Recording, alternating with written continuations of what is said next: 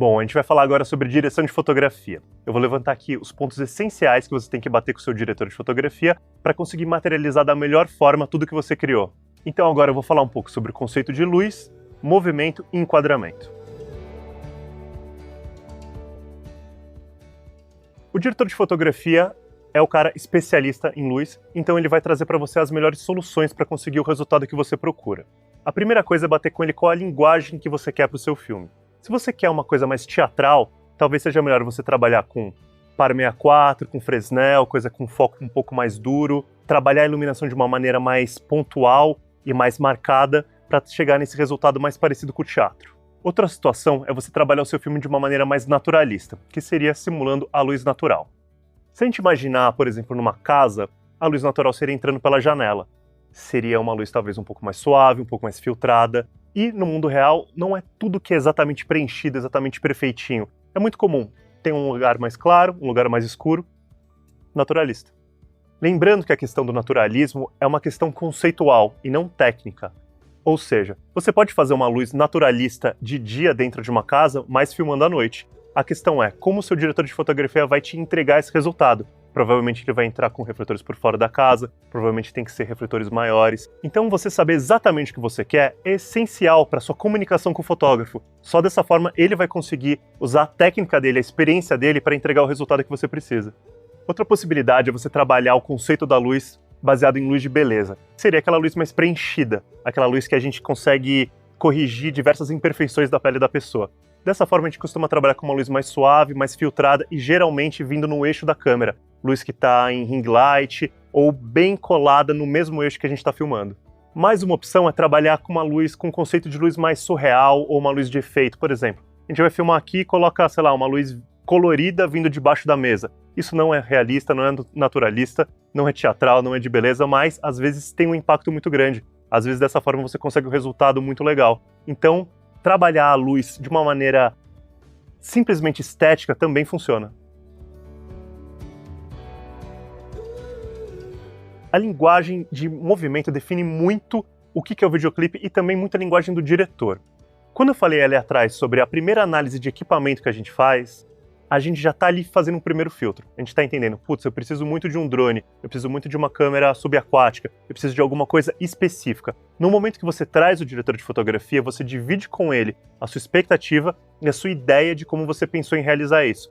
Porém, você tem que estar aberto a entender com ele e com a produção, com o orçamento, qual que é a forma mais viável de realmente produzir isso. Por exemplo, às vezes você pensou numa sequência que você gostaria que tivesse um trilho enorme, um trilho de 20 metros. Porém, isso influencia em quantidade de trilho, em pessoas para montar, em tempo. Você conversando com o fotógrafo e com a produção, pode entender que na verdade é melhor você fazer isso com Segway, ou com Steady, ou com drone voando baixo. Então você tem que estar sempre disposto a ouvir a experiência dos especialistas em cada área. No caso da fotografia, quando é relacionada a coisas de movimento. O tipo de movimento que você vai trazer para o filme vai marcar muito da dinâmica do filme, né? Por exemplo, se é uma coisa mais contemplativa, talvez seja mais parado, ou com movimentos bem lentos. Se é uma coisa para parecer documental ou mais observativa, talvez seja uma coisa meio na mão, a pessoa ali tremendo, passando objetos na frente dela. Se é para ser movimentos super coreografados, precisos, fluidos, com Steadicam. Se é para o drone começar na pessoa e ir para a atmosfera, mostrando a cidade, mostrando uma grandeza. Enfim, todo tipo de movimento e decupagem está alinhado com o resultado que você quer, com o resultado de sensação que você quer que a pessoa sinta. No meu caso, a maioria dos meus filmes eu uso câmera na mão. Eu procuro trazer a sensação um pouco mais naturalista na interpretação da câmera. Então a câmera sempre está um pouco chacoalhando, mesmo se for um quadro parado, é ele parado, mas na mão, parado, mas nem tanto, sabe? Eu, no caso, procuro sempre trazer essa linguagem mais naturalista na operação de câmera por uma decisão de linguagem. Porém, cabe a você entender qual é a linguagem que você procura e entender qual que é o movimento certo para o seu projeto. Eu acho que a relação entre o diretor e o diretor de fotografia é uma das relações mais estreitas que tem entre toda a equipe. Muitas vezes o diretor prefere escolher exatamente cada enquadramento cirurgicamente. Às vezes o diretor gosta de trabalhar mais solto, gosta de falar com os atores e deixa o diretor de fotografia andando por ali encontrando novos enquadramentos. Enfim, não tem uma regra. A grande questão é, a afinidade entre os dois tem que ser muito alta. Outra questão muito recorrente no diálogo entre o diretor e o diretor de fotografia é a escolha das lentes. Por exemplo, você vê o clipe de Rap do Emicida. O que eu faço? Eu chego perto e uso uma lente aberta. A gente trabalha com distorções, deixa os braços dele super grandes, assim. A gente gera uma sensação de atitude de grandeza. Muitas vezes, quando eu procuro fazer uma coisa de beleza, por exemplo, no clipe da Xenia, eu trabalho com uma lente um pouco mais fechada, mais de longe, onde eu tenho mais desfoque no fundo, eu tenho a pele dela totalmente destacada do ambiente. Eu tenho uma sensação muito diferente, mesmo se você for ver na prática, a câmera está quase na mesma distância entre os dois artistas.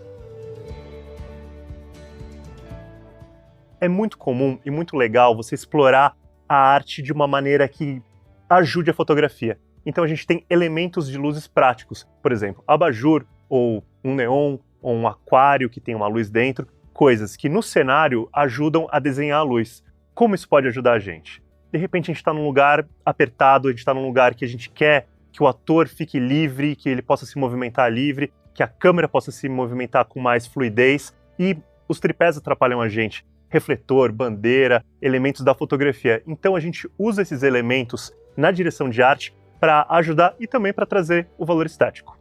Por exemplo, se a gente vê no clipe Pra Que Me Chamas da Xenia, a cena interna, a cena vermelha das pessoas dentro do quarto, ela é praticamente iluminada através de abajures e de uma luz que vem de fora, filtrada pela cortina.